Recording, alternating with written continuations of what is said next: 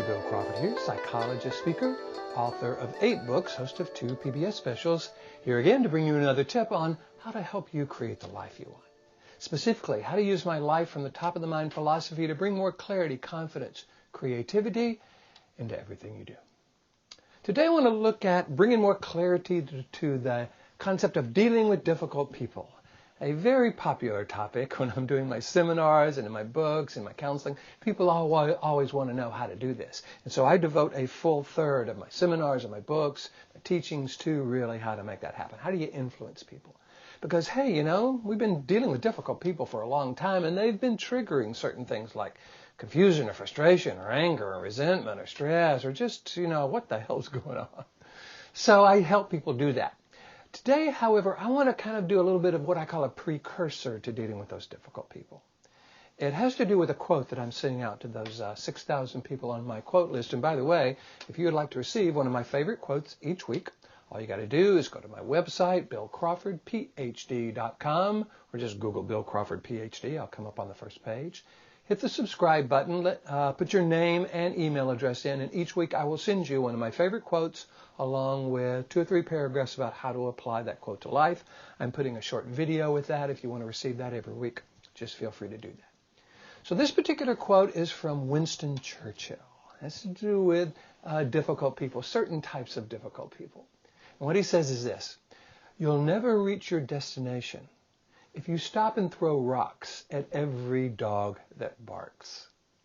So in my seminars, what I do is I tell people, okay, in order to be effective with people, the first thing we've got to do is eliminate about 30% of the difficult people in our lives. And people go, yeah, great, how do I do that? So I talk about the difference between important people and not important people. Because a lot of times people say, man, I hate these drivers. They cut you off in the freeway. They drive slow in the fast lane. Or these clerks, man, they don't give me the service that I deserve. You know, they talk about these difficult people in a way that really triggers their frustration and their stress. And I say, yeah, hey, you know, I get that. And I'm curious, on a scale of 1 to 10, how powerful, how important do you want that person to be in your life? And they say 0. Well, great. That makes all kinds of sense. Now, when they trigger our frustration, our stress, our resentment, our anger, how important are we making them? Because aren't we thinking about them? Aren't we just running them over and over in our mind? And one of the things I talk about in my seminars is any image we hold in our mind creates a corresponding chemical effect in our body. So when we're thinking about all these unimportant, difficult people, bad drivers, clerks, people that we really don't know or just aren't important in our life, we are letting them dump adrenaline, noradrenaline, and cortisol into our body, screw with our heart rate, our blood pressure, and really kind of screw with our health in general. Frankly, we don't want these people to be that important. Matter of fact, when I ask the question, everybody says 0. I say, great. So how do we deal with someone who is not important? We don't give them a second thought. We don't run them over and over in our mind and go tell stories about them.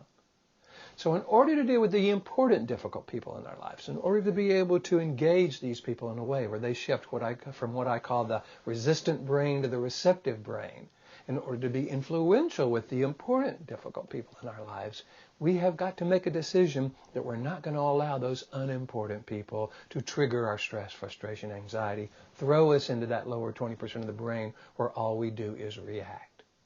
So what I encourage people to do is start practicing with the unimportant, difficult people. And frankly, ask that question quite often. When I'm dealing with someone, on a scale of 1 to 10, how important are they really in my life? And if they're down at a 0 or a 1, let's kind of deal with them in that way. We don't have to be rude to them. We don't have to, you know, kind of call them names. We just don't give them a second thought. What that does is it frees us up to have more access to the interpersonal skills, qualities, characteristics that allow us to deal with the truly important folks that are being difficult in our life, people in our family, organization, relationship, friends, etc., in a way where we are more influential.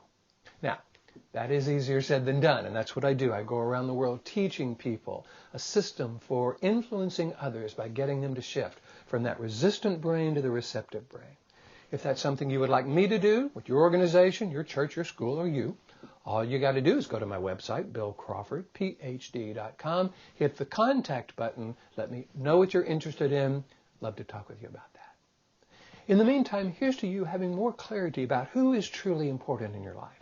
and making a determination of dealing with those unimportant people in a way that truly reflects that level of unimportance. That allows us to bring more clarity into the situation, more confidence into dealing with people in general, and more creativity into our life in general.